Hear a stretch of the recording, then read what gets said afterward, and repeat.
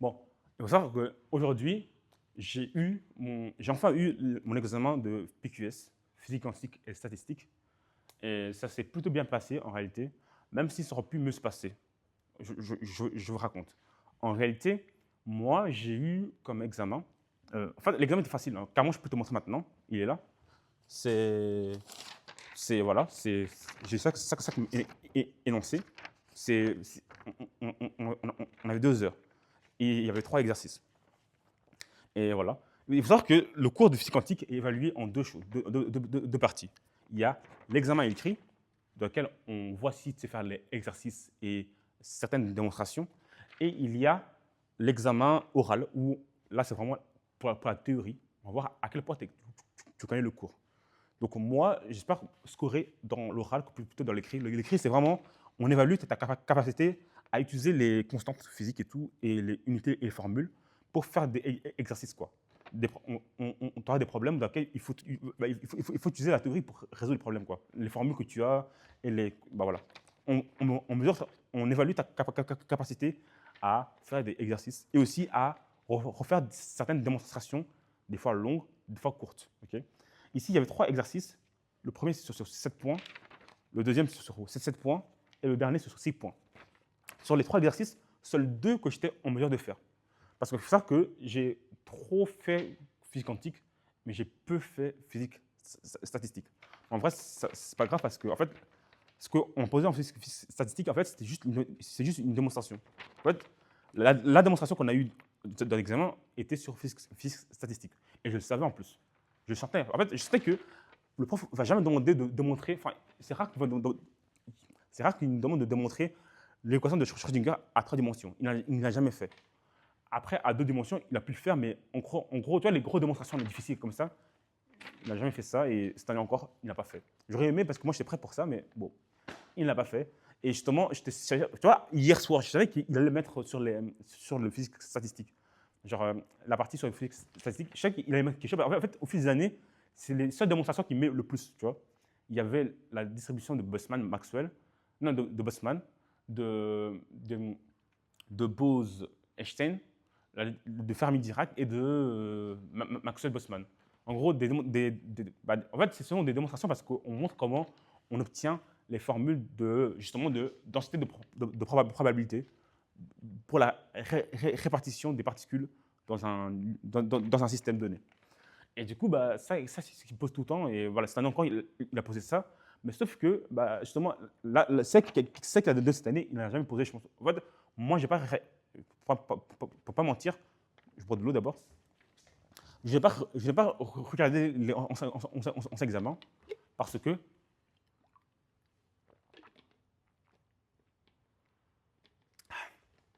parce que, bah, j'ai pas le temps. Enfin, en fait, je n'avais pas à avoir le temps de maîtriser le cours et de faire l'ancien examen. Et je sais qu'il faut toujours maîtriser le cours et les TP que plutôt l'ancien examen. L'ancien examen, c'est juste une des facettes du cours que le prof veut évaluer à telle année ou bien à telle période. À ce moment, cette année, il faut changer sa manière d'évaluer. Et c'est ce qu'il a fait, c'est ce qu'il a fait cette année. Et du coup, je ne regrette pas de ne pas avoir fait dans un examen. Non seulement ça allait ça allait me bouffer du temps, mais en plus de ça, c'était pas ça, quoi. C'était rien à voir avec l'ancien examen. C'était tout nouveau cette année.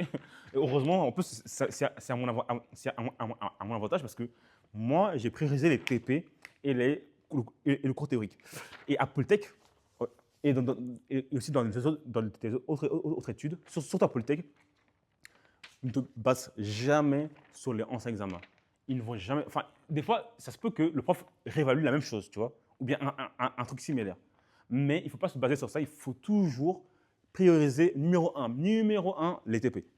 Si tu n'as pas le temps, fais les TP. Maîtrise les TP. Parce que d'office, à Polytech, on ne veut pas que évaluer sur la théorie.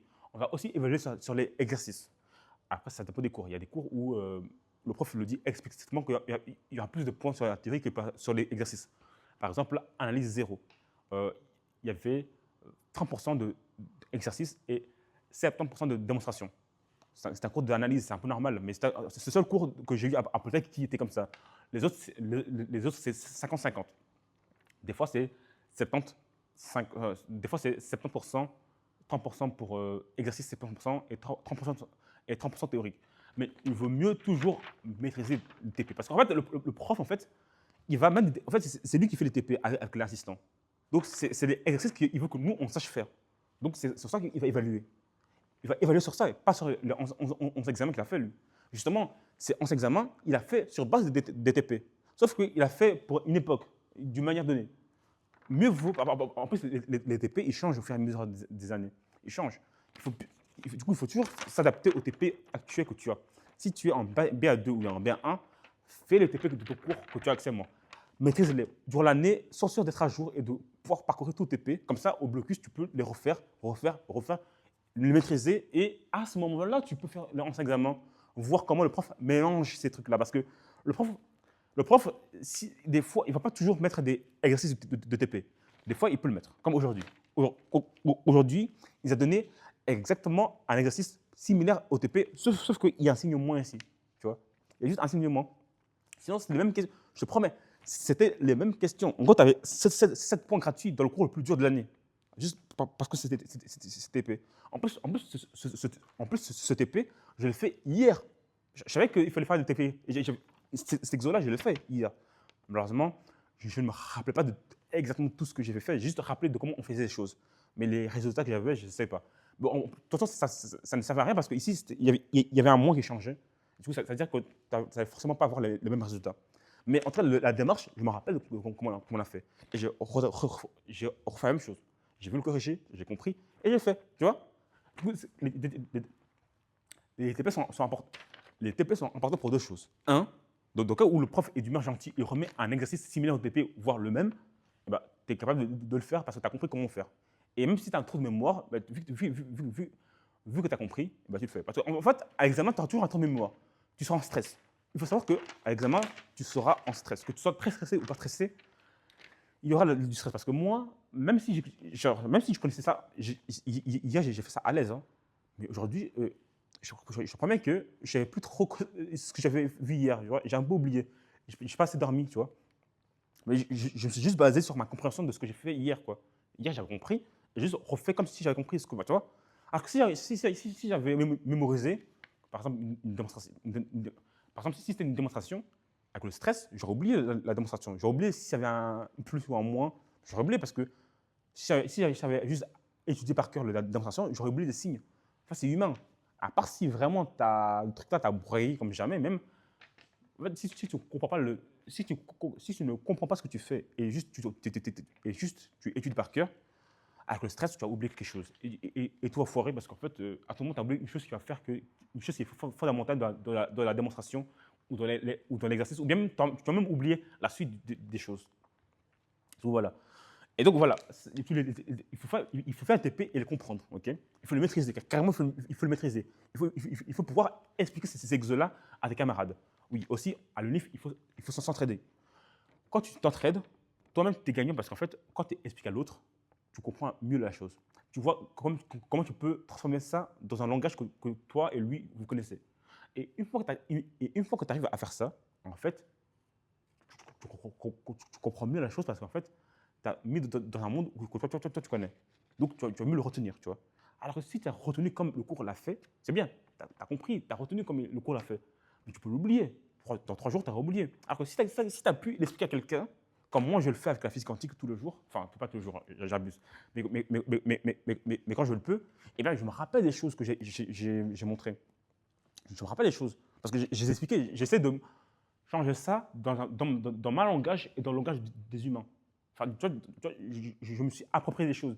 Et à ce moment-là, tu comprends les choses. Du coup, je quand même bien c'est recommandé de toujours s'entraider. Tu n'es pas obligé d'aider, tu n'es pas obligé de ne pas aider. Enfin, en gros, n'hésitez pas à vous entraider à vous entraider parce qu'en fait, en vous entraidant, vous aidez vous-même. Non seulement vous aidez l'autre, mais vous vous aidez vous-même. En gros, vous êtes dans deux cas gagnants. Par contre, si vous n'aidez pas des gens, c'est-à-dire que vous êtes bloqué à ce que vous connaissez de base. Mais vous n'êtes pas confronté à savoir l'expliquer à quelqu'un. Parce qu'à tout moment, le prof peut te demander de l'expliquer. Et vu que tu as déjà fait ça une fois, et que logiquement, le chemin de l'explication, tu l'as retenu, d'office, tu vas savoir t'adapter aux questions du prof. Parce que tu as pu l'expliquer, c'est-à-dire que tu as compris. Et donc, voilà. Et justement, en expliquant, tu vois si tu as réellement compris. Tu vois si tu as réellement compris. Parce que quand tu t'expliques, en fait, tu vois très bien, tu vois très vite que, en fait, ce truc-là, tu ne comprends pas parce qu'en fait, tu n'arrives pas à l'expliquer d'un langage que l'autre peut comprendre. À ce moment-là, ça veut dire que tu n'as pas compris. Si tu n'es pas capable d'expliquer ça dans un langage que ta grand-mère ou bien ton petit frère peut comprendre, c'est que tu n'as pas assez compris.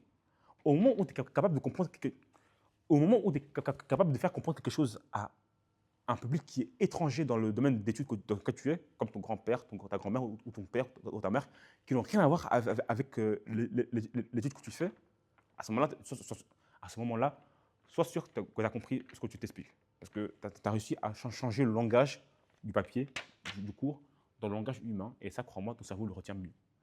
Du coup, voilà. Et donc, bah voilà, décortiquons un peu l'examen. Première question, j'ai eu une question sur l'équation de Schrödinger à une dimension. Bon, ici, j'ai fait à 3 dimensions dans les vidéos, mais au début, j'avais fait aussi à une dimension, tu vois. Bon, ici, comme tu peux voir, c'était gentil. Il ne nous a pas demandé de refaire ce qu'on a fait au cours. Il ne nous a pas demandé de faire l'équation, de résoudre l'équation de Schrödinger. Il ne nous a pas demandé de résoudre l'équation de Schrödinger à une dimension avec un potentiel particulier, tu vois. Si, si, si. Non, non, pas comme dans le cours, quoi. Dans le cours, on a vu 3 cas. Un cas où le potentiel était confinant, un cas où le potentiel était non confinant, et un cas où le potentiel était. Il y avait une marche, le potentiel. OK. Bah, il n'a pas demandé ça. À la place, il a fait quoi? Il a pris un exo, il a donné un autre potentiel. Il n'a pas donné le même potentiel que dans le cours qu'on a vu. Il nous a donné un autre potentiel pour voir si on a compris ces trucs qu'on fait avec les équations de Schrödinger. Il faut voir si on sait, avec un autre potentiel que nous ne connaît pas, parce que moi je ne connais pas ça, moi. Personne ne connaît ça. Rares sont ceux qui ont déjà vu ce potentiel-là quelque part. En tout cas, rares sont ceux qui ont déjà travaillé avec ce potentiel-là. Certes, dans le TP, on a des potentiels différents, tu vois. On en a eu une où le potentiel était de Morse, tu vois. Mais voilà, à part ça, on n'a jamais fait ça, tu vois, avec un potentiel. Et c'est là qu'on voit les élèves qui ont compris comment on résout l'équation de Schrödinger. Voilà, juste en changeant le potentiel, on voit si l'élève a compris ou pas. Et du coup, bah voilà. Et du coup, bah, moi j'ai eu ça, c'était bizarre, hein. Elle était horrible. Enfin, elle était bizarre. En fait, il y avait du cosinus carré en bas et ça complique un peu la chose. Le prof, il demande quoi? Il demande c'est quoi les dimensions du potentiel. Dans le cours, on a eu à rendre les variables de l'équation adimensionnelles, tu vois. On a quand même manipulé les dimensions, et ben là, il voulait voir si on maîtrise les dimensions d'une fonction. Et puis après, il demande quoi? Il demande que écrire l'équation écrire l'équation je ne sais pas prononcer. Écrire l'équation de Schrödinger stationnaire correspondant à ce problème. Là, c'est cadeau. Si tu as compris, enfin, si tu as retenu l'équation de Schrödinger, tu le mets, mais juste à la place du potentiel, tu mets ça à la place, tu vois. Et après, on me demande de quoi?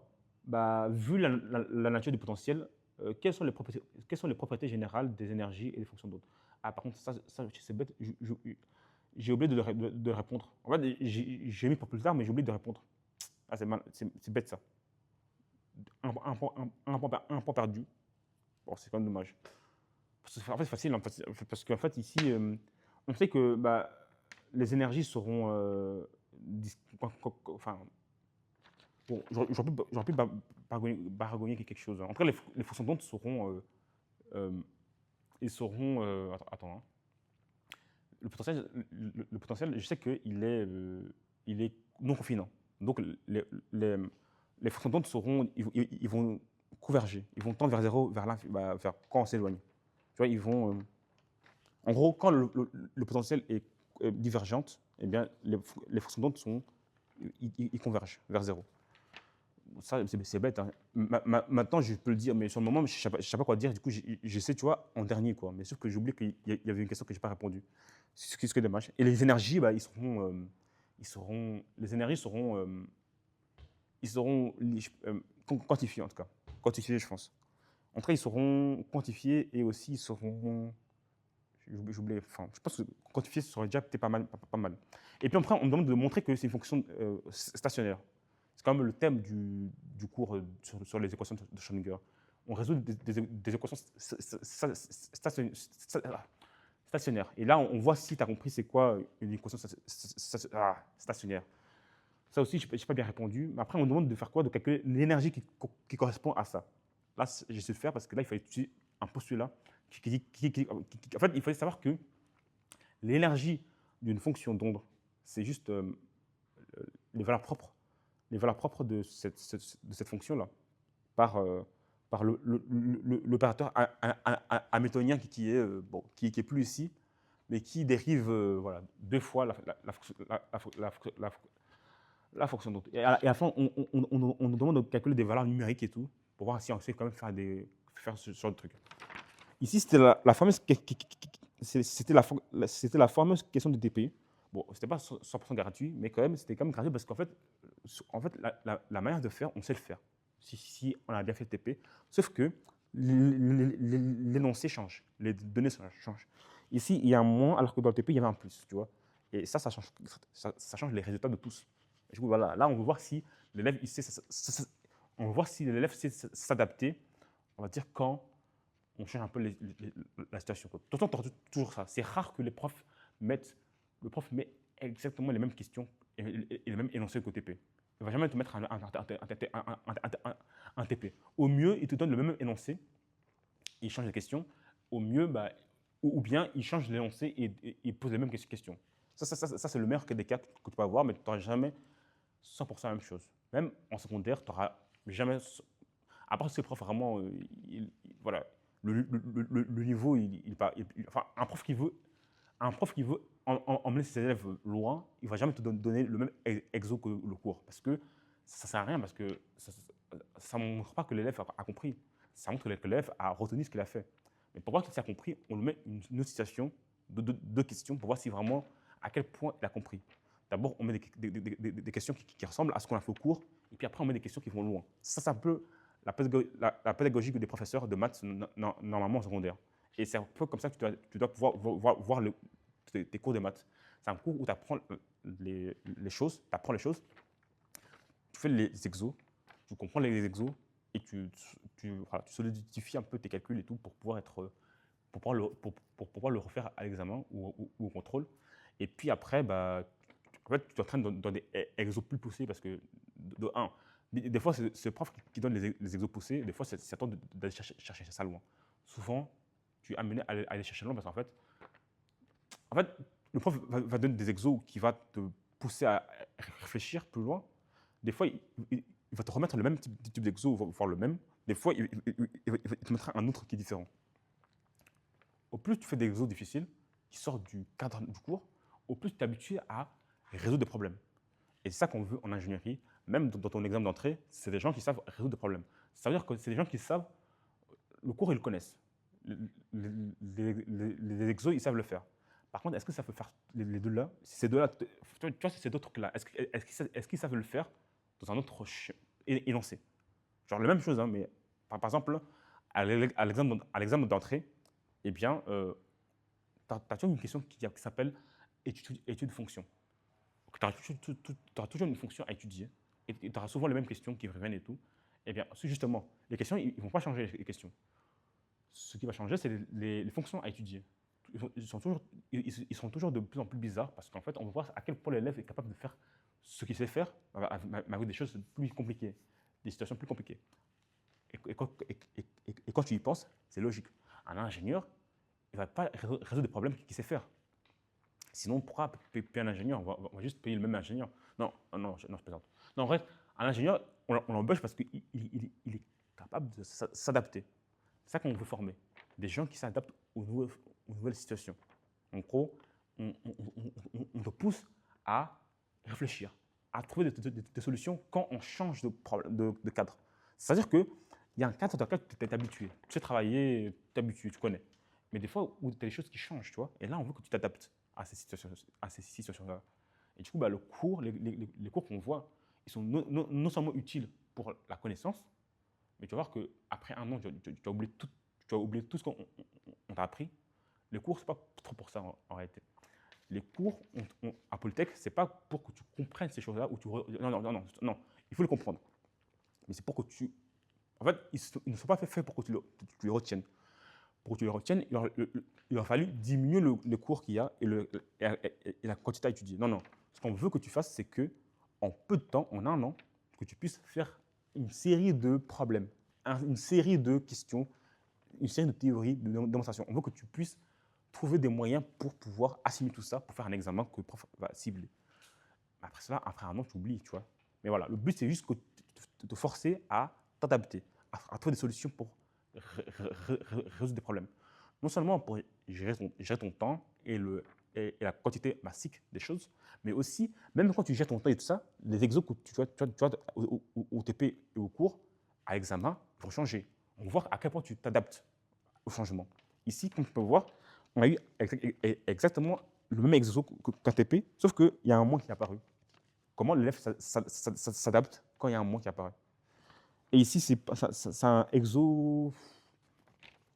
C'est pas un exo TP, c'est un exo un peu examen, quoi. C'est un exo qui mélange théorie et exercice.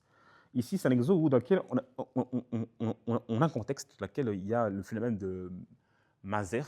Enfin, je sais pas. En gros, c'est un phénomène de Maser cosmique. Je ne sais pas ce que c'est. C'est nouveau. Moi, je ne sais pas ce que c'était. C'était nouveau. Et du coup, dans cette situation-là, on pose des questions qu'on est censé savoir répondre. D'abord, on dit c'est quoi l'acronyme de la laser et de Maser, théorie. Il faut connaître ça. Je ne savais pas, et du coup, je ne peux pas répondre. Un point en moins. Et puis d'expliquer le phénomène dans lequel ces trucs-là apparaissent. Là, je devais connaître ça.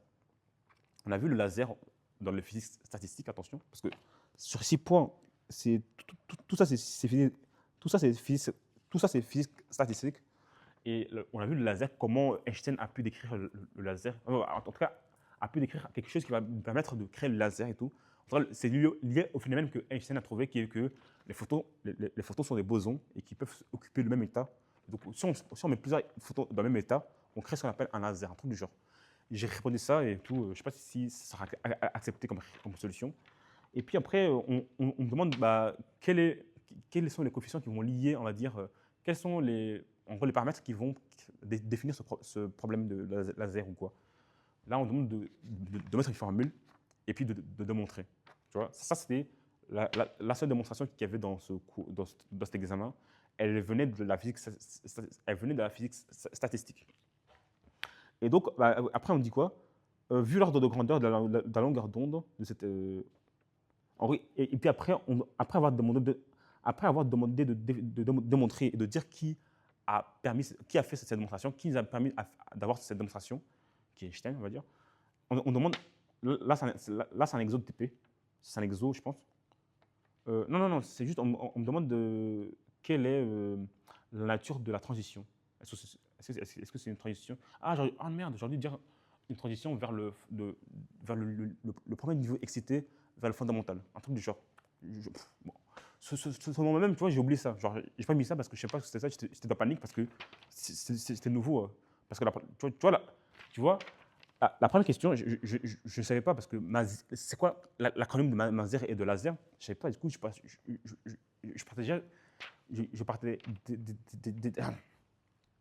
partais déjà sur une défaite. Du coup, je n'ai pas été concentré dans tout le reste. Bref, en gros, il y a eu des questions où j'aurais pu faire quelque chose avec les connaissances que j'avais, mais je n'ai pas fait.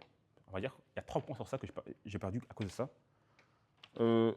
Pour moi, ici, j'avais déjà 0 sur 6. Hein. Mais j'ai quand même tenté, tu vois. J'ai quand même tenté, expliquer un peu ce que je connais et tout, pour montrer que je connais. J'ai étudié. Et j'ai continué à tenter, j'ai mis tout ce que je pouvais mettre. À tout moment, j'aurais 1 point ou 2 points, mais pour moi, j'ai 0. Du coup, au maximum, j'aurais 14.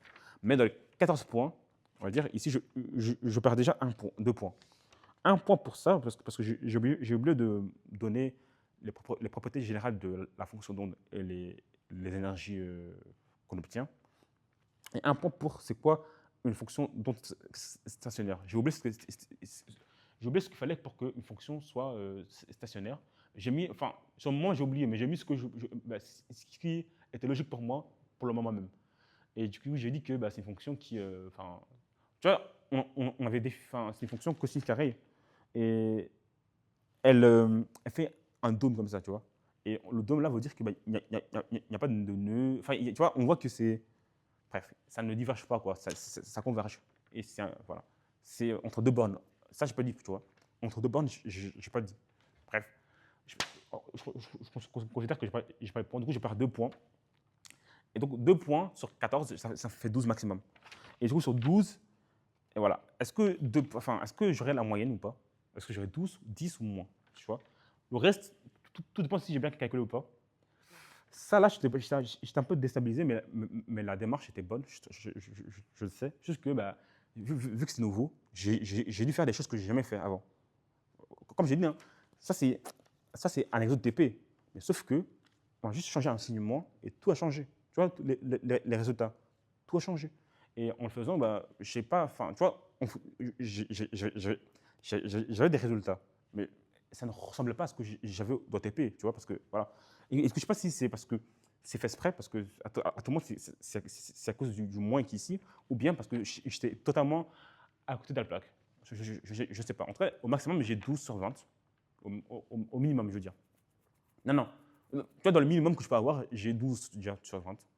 Et du coup, bah voilà. Est-ce que j'aurais 10 moins la moyenne? Parce que je sais que même si je rate de 9, de peu, bah, il y a l'oral qui va sauver. Dans le cas où je tombe sur une bonne question. Du coup, tout va jouer sur l'oral, quoi. Il faut vraiment que je score à fond l'oral pour pouvoir, même si je rate, que je réussisse au total. Mais du coup, voilà un peu un débrief de tout ça. L'examen s'est bien passé en réalité. Genre, franchement, sur tout ce qu'on pouvait avoir, vraiment, c'était cadeau. C'est juste moi qui n'étais pas. J'ai pas. Voilà. Enfin, là, par contre, tu vois, beaucoup ici, genre, je suis content quand j'ai vu ça. Je me dis, c'était TP ça. Je le fais en premier. Mais quand je voyais les résultats que je voyais, je me disais, mais je ne suis pas habitué à avoir ça. Dire que la probabilité des deux valeurs propres, c'est 1-1. Tu vois, c'est quand même bizarre. J'ai jamais vu ça. Je pense que c'est faux même. Parce que tu ne peux pas avoir deux valeurs qui ont une probabilité de 1. Enfin, c'est bizarre, tu vois. Mais voilà. Du coup, je pense que j'aurais peut-être perdre encore 2 points, peut-être 10, en gros. Et voilà. Et du coup, j'étais pas content parce qu'en fait, j'ai pas, même un truc facile comme ça, j'ai pas pu maximiser mes points. Et puis, du coup, je suis pas content, quoi. Mais franchement, c'était vraiment un examen donné, quoi. C'est un cadeau, quoi. Comparé à ce qu'on pouvait avoir. Il y a des TP que je n'ai pas fait parce que j'ai pas le temps. Et aucun d'entre eux est tombé. Seuls les TP que j'ai fait qui sont tombés. Ça, c'est tombé. Le TP que je l'ai fait. Et ça, c'est pas un TP, mais c'est un truc que j'ai fait plusieurs fois en boucle depuis le début de l'année. Et du coup, bah, j'ai pu utiliser mes compétences pour faire ça ici. Et donc, en fait, j'étais évalué sur un peu un truc que je connaissais. Sauf que j'aurais quand même aimé bah, ça, quoi. Parce que ça, j'ai fait à fond les derniers temps pour pouvoir, bah, si là, je puisse avoir les points, quoi. Parce que voilà, je voulais quand même des points. Bref. En tout cas, voilà, c'est tout, pour tout ce qui concerne un peu le degré de mon examen d'aujourd'hui de physique quantique et statistique. Ça s'est bien passé.